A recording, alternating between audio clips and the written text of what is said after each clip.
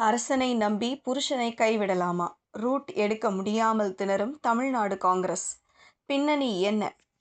தமிழகத்தில் 1967ஆம் ஆண்டுக்கு பிறகு ஆட்சியை கைப்பற்ற முடியாமல் தவிக்கும் காங்கிரஸ் கட்சி இந்த முறை எப்படியாவது ஆட்சி அதிகாரத்தில் பங்கு பெற வேண்டும் என்ற தீவிர முனைப்புடன் அரசியல் நகர்வுகளை மேற்கொண்டு வருகிறது.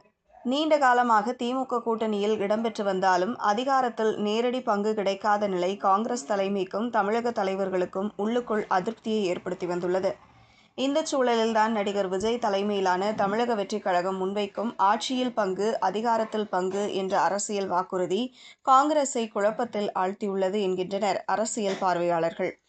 2019 மக்களவைத் தேர்தல், 2021 சட்டப்பேரவைத் தேர்தல், 2024 மக்களவைத் தேர்தல் என தொடர்ந்து திமுக, காங்கிரஸ் கூட்டணி நிலைத்திருந்தாலும் தற்போது அந்த உறவில் விரிசல் தென்படத் தொடங்கியுள்ளது.